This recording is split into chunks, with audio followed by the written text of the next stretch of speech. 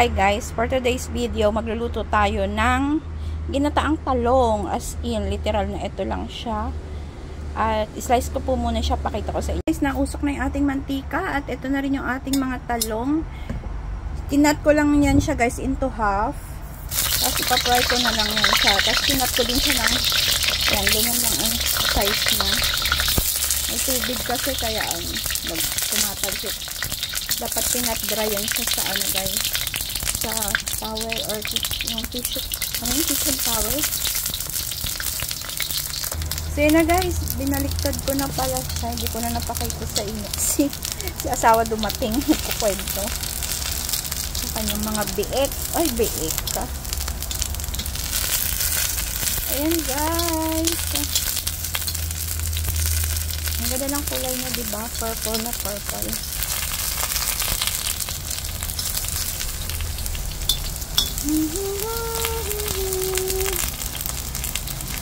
Ano oras na pa? Malis na ulit. Maganda yung panahon dito sa amin guys. Look, nice weather. Dami nating nilabhan. Pati yung ating mga floor. Pag ganito na yung kanyang kulay, pwede na natin siyang tanggalin dito sa apoy.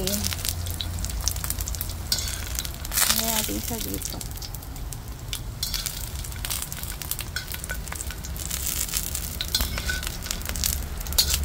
Let's continue cooking kasi may isa pang batch.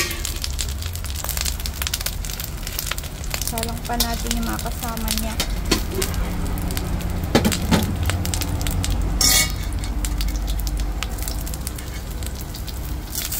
Feeling ko konti na yung mantika masyado. You can add some more. Okay. Canola oil pala yung binili ni Papang mantika guys. Matigas pa yung balik natin kung isa, matigas pa pala siya. Natin ito lahat.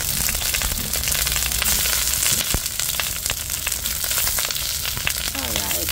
Guys, now luto na yung ating eggplant. Na-fry na natin siya lahat. At mainit na rin ulit yung ating mantika. Lagay na natin yung ating ginger. Ayan, si Papang ginugutom na ata.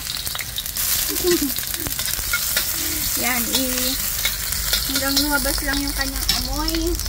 And lagay na rin po natin yung ating sibuyas. There you go. Dito yung galing sa probinsya na ano ba to? Basta parang tinapa. Hinugasan ko na yun sa guys kasi sobrang alat. Paglalagay na rin tayo. Ang lakas ng apoy, hinaan natin ang ating hibe. Buti nakita ko siya. Dried shrimp, nakikita niyo po. Sama-sama together lang.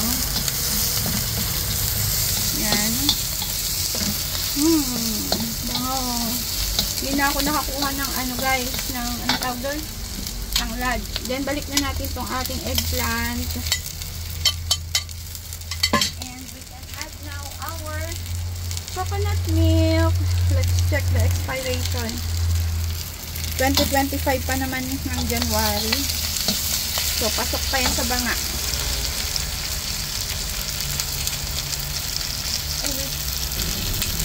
Okay, then lagay na po natin ating coconut milk. Coconut cream yan.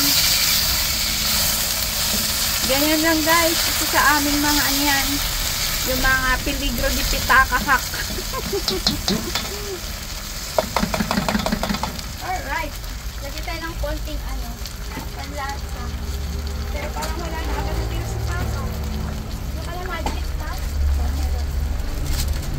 Dito nagaganap ang magic sa kusina. Konti lang. Kasi baka maalat yung isda. Okay. So yeah, pakuluin mo lang siya ng ganyan guys. Lagyan natin siya ng konting tubig. At meron na kaming ginataang talong. Asawa. Yan na po yung ating ulam ngayong lunch. Thank you so much guys. Thank you pa. May cameraman ako tayo. Creamy, diba? Masarap yan. Yan na po. Salamat. Kakain na kami ni asawa, guys. Yan.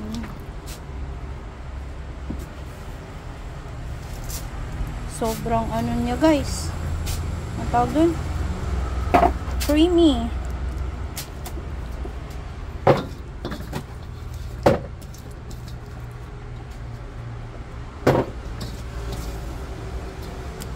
Diba? May fish.